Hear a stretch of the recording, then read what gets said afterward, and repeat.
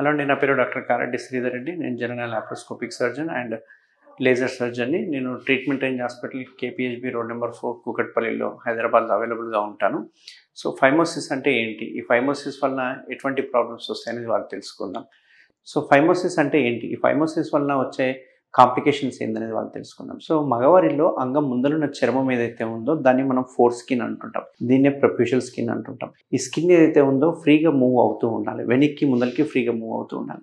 అట్లా మూవ్ అయితే దాన్ని నార్మల్గా కన్సిడర్ చేస్తాం. బట్ చాలామందికి ఏమవుతుందంటే ఇది ఫ్రీగా మూవ్ అవ్వదు, స్ట్రక్ అయిపోతుంది. కొందరికి మూవ్ చేస్తుంటే పెయిన్ ఎక్కువ అనిపిస్తుంటుంది అండ్ కొందరు అసలు మూవే చేయలేరు, ఎందుకంటే మొత్తం ముందలంతా అతుక్కపోయి ఉంటుంది. ఇంకా కొందరికి వెనక్కి మూవ్ చేసే కొద్దిగా క్రాక్స్ ఫామ్ అవుతూ ఉంటాయి అండ్ ఇంకా కొంతమందికి వెనక్కి మూవ్ ఫ్రీ అవుతుంది కానీ మళ్ళీ ముందరికి రాదు. ఇట్లాంటి ప్రాబ్లమ్స్ అన్ని చూస్తూ ఉంటాం. మన నిజ జీవితంలో చూసుకుంటే కనుక 100లో చూసుకుంటే 80 మందికి ఈ ప్రాబ్లంతో ఫేస్ చేస్తూ ఉంటారు. బట్ వీళ్ళకు ఎక్కడ చూయించుకోవాలో తెలియదు, ఎవరికి చెప్పాలో తెలియదు అండ్ అసలు ఏది నార్మల్ ఏది అబ్నార్మల్ అని తెలియదు. సో వాళ్ళు ఏమనుకుంటారంటే చర్మం వెనక్కి పోకపోవడమే నార్మల్ అనుకుంటుంటారు. బట్ రియాలిటీ ఏంటి అంటే ఆ చర్మం ఏదైతే ఉందో, ఆ ఫోర్ స్కిన్ ఏదైతే ఉందో ఫ్రీగా మూవ్ అవ్వాలి.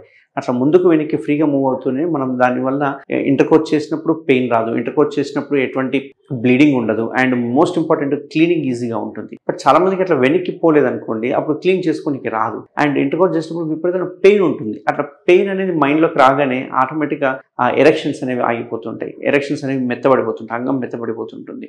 దీని వల్ల ఎరెక్టైల్ డిస్ఫంక్షన్స్ అంటూ ఉంటాం అన్నట్టు. సో ఈ రకంగా చూసుకుంటే కనుక ఈ ఫైమోసిస్ అనే ప్రాబ్లమ్ని ఖచ్చితంగా మీరు గమనించుకోవాలి.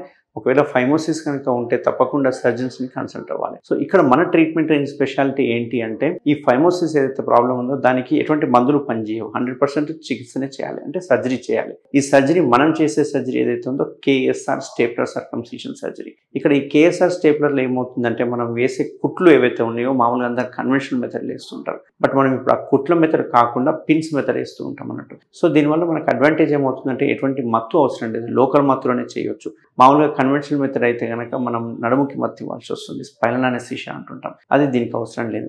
అండ్ ఇందులో మనం కుట్లు వేయం, ఎటువంటి కుట్లు వేయం, ఓన్లీ పిన్స్ వేస్తాం. అంతేకాకుండా ఇక్కడ మామూలుగా కన్వెన్షనల్ మెథడ్లు అయితే జిగ్జాగ్గా ఉంటాయి, కుట్లు కుడతాం కాబట్టి జిగ్జాగ్గా ఉంటాయి. ఆ కుట్లు కూడా కంటిన్యూస్గా కుట్టడానికి రాదు, ఒక 6 to 7 కుట్లు మాత్రమే వేయడానికి వస్తుంది. దీనివల్ల ఏమవుతుందంటే మళ్ళీ డ్రెస్సింగ్స్ అవసరం పడుతుంది, చీము గారుతూ ఉంటుంది, అంతేకాకుండా చల్లటి రసంలాగా గారుతూ ఉంటుంది అండ్ మళ్ళీ కుట్లు ఇప్పడానికి ఒకసారి డాక్టర్ దగ్గరికి వెళ్ళాల్సి వస్తుంది. అండ్ మోస్ట్ ఇంపార్టెంట్ ఏంటి అనుకుంటే కనుక కాస్మెటిక్గా చూసుకుంటే కనుక కన్వెన్షనల్ మెథడ్లో చూసుకుంటే కనుక సో అగ్లీ స్కార్ ఫామ్ అవుతుంది.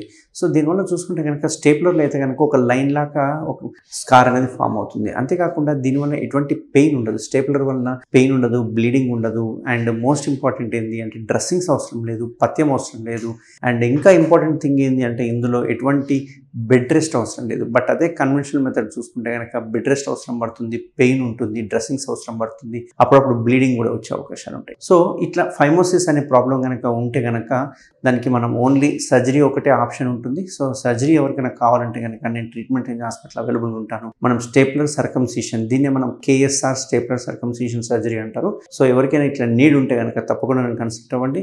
మనం కేఎస్ఆర్ స్టేప్లర్ సర్కంసిషన్ చేయడం వల్ల దీన్ని 100% పర్మనెంట్గా నిర్మూలించవచ్చు. Thank you very much.